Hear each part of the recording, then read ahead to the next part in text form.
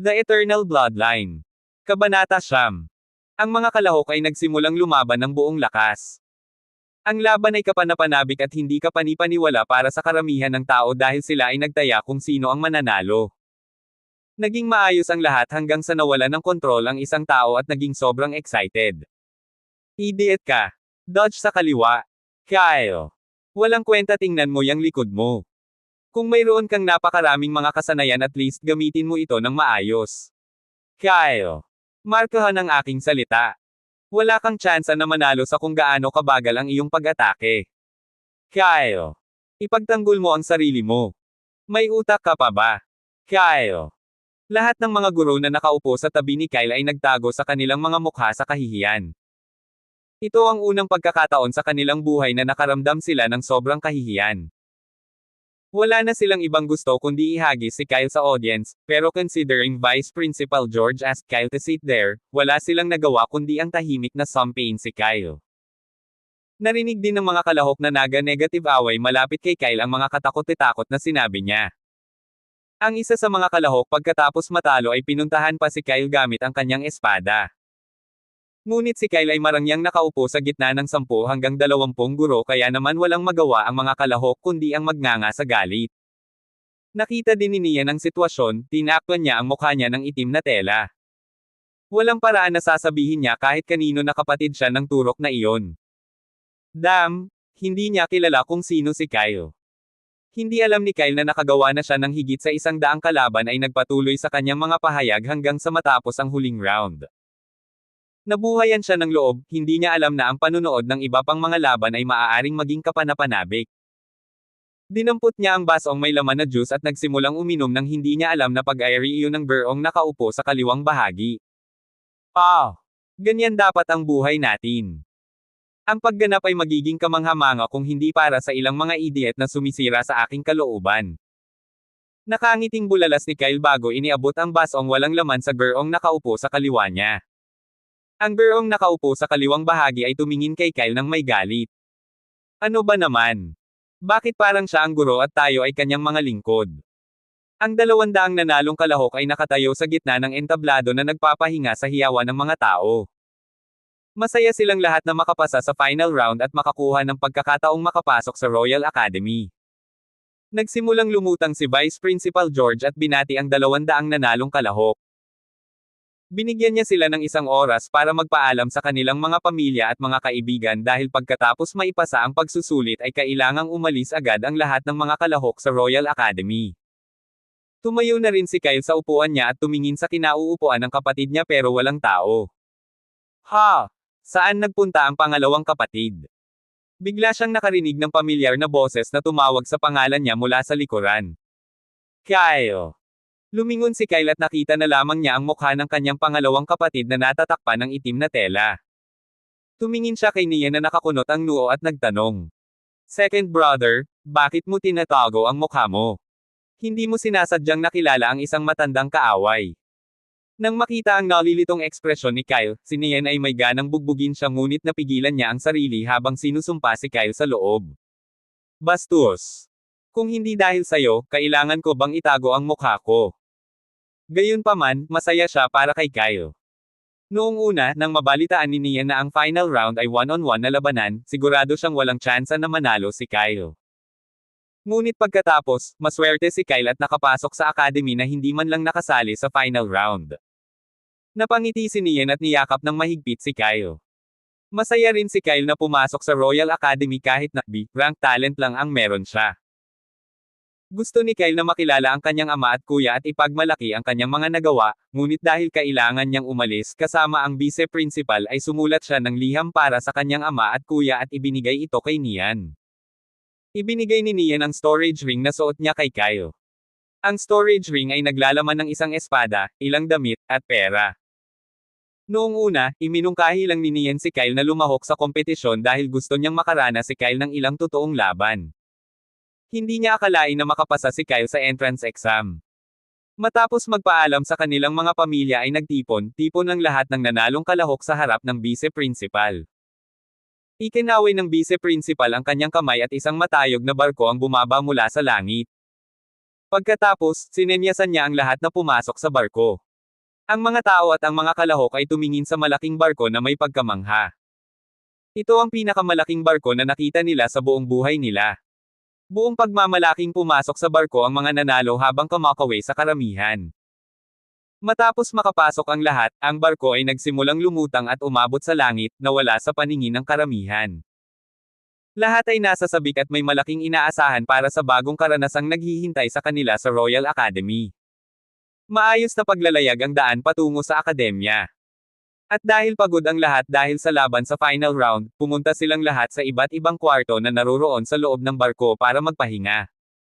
Maliban kay Kyle, na nakatayo sa harapan at tuwang-tuwa na pinagmamasdan ang mga ulap. Holly, gaano kalayo tayo sa lupa? Ano ang gawa sa barkong ito? Curious niyang tanong sa sarili habang ini-inspeksyon ang halos bawat pulgada ng barko. Kabanata 10. Matapos ang buong araw na paglalakbay, sa wakas ay dumating na ang barko sa harap ng academy. Gising na ang lahat ng kalahok. Pinagmamasdan nila ang 7 malalaking tore na may pagmamalaki na nakatayo sa pagitan ng 3 bundok. Si Alec, Carcel, Lara, at Mia ay nakatayo sa isang grupo dahil sa pagitan ng entrance test ay naging close sila. Hindi lang sila, maraming mga kalahok ang nakatayo sa mga grupo. Ang barko ay lumutang sa itaas ng academy saglit bago lumapag sa isang malaking plataporma sa gitna ng 7 tore. Matapos makatanggap ng hudyat mula sa bise-punong guro ay umalis ang lahat sa barko at tumingin sa kanilang paligid na puno ng pagtataka at paggalang. Sa wakas ay nasa loob na sila ng prestihiyosong Royal Academy. Para sa kanila, ito ay isang panaginip na natupad. Sumenyas ang vice principal na sundan siya ng lahat sa loob ng isang building. Pagpasok nila sa gusali, nakita nila ang isang malaking bulwagan na may malaking entablado sa gitna. Isang magandang makintab na kristal ang lumulutang sa gitna ng entablado. Walang laman ang hall at walang nakaupo sa audience seat. Pumunta ang vice-principal sa lumulutang na kristal at buong pagmamalaki. Lahat kayo ay nag-iisip kung ano ang bagay na ito. Ang magandang kristal na lumulutang sa harap mo ay inimbento ng isang duwende. At dahil isa siya sa mga kaibigan ng principal, niregaluhan niya kami ng isa. Ang kristal na ito ay isang espesyal na pribilehiyo na magagamit lamang sa mga maga-negative aral ng Royal Academy. Pagkatapos hawakan ang kristal na ito, magkakaroon ka ng maliit na koneksyon sa orihinal na core ng planeta, at makikita ng lahat ang iba't ibang kakayahan na mayroon sila at ang mga istatistika ng kanilang katawan. Nang marinig ng lahat ang vice principal ay nabigla silang lahat, iniiwan ang mga kasanayan sa isang tabi kung makikita nila ang mga istatistika ng kanilang mga katawan ay madali nilang malalaman ang kanilang mga kahinaan. Matapos ang ilang minutong mainit na usapan, mas detalyadong ipinaliwanag ng vice principal ang kristal. Sinabi niya sa lahat na bibilangin ng kristal ang kakayahan ng lahat at susukitin ang lakas, kapasidad ng mana, rank, at iba pang espesyal na katangian ng katawan ng kristal bago ipakita ang lahat sa ranks. At dahil ang kristal ay konektado sa pinagmulan ng planeta, walang sinuman maliban sa taong humipo sa kristal ang makakakita ng kanilang mga istatistika. Ang tanging malalaman ng vice-principal pagkatapos makita ang kulay ng kristal ay ang kanilang talento. Tuwang-tuwa ang mga bagong estudyante ng isa-isang tawagin ng berong nakatayo sa likod ng vice principal ang kanilang mga pangalan. Lara Everfrost. Sa wakas, isang pamilyar na pangalan ang narinig. Kinikilala ng maraming estudyante ang pangalang ito bilang sikat ang pangalan ni Duke Everfrost. Napatingin ang lahat sa babaeng may kahel na buhok, na naglalakad patungo sa entablado sa pagmamalaki. Sa sandaling tinawag ang kanyang pangalan ay tumahimik ang lahat. Inilagay ni Lara ang kanyang kamay sa kristal at nag-iisip tungkol sa mga istatistika. Stats. Pangalan, Lara. Rango, F. Lakas, F. Mana, F. Lixie, F positive. Talento, double S rank. Swerte, E positive. Espesyal na kasanayan, night vision. Napatingin ng vice principal kay Crystal na nagpakita ng dark orange na kulay at nakangiting tumango. Double S rank ang talento, hindi masama. Lahat ng estudyante ay tumingin kay Lara ng may paggalang. Halos 80% ng mga estudyanteng pumasa sa entrance exam ay S rank o A rank, kaya naman kapag nakikita ang isang taong may double S rank talent ay hindi nila maiwasang mainggit. Narinig din ni Kyle na nagbubulungan ang mga estudyante, at kahit na napakalayo ng kanyang kinatatayuan, naka-negative tiptoe siya para tingnan si Lara. Maganda siya. Akala ni Kyle ay maganda si Lara na may kulay kahel na buhok at matalas na itim na mga mata. Pero inisip lang ni Kyle na maganda siya at wala nang iba.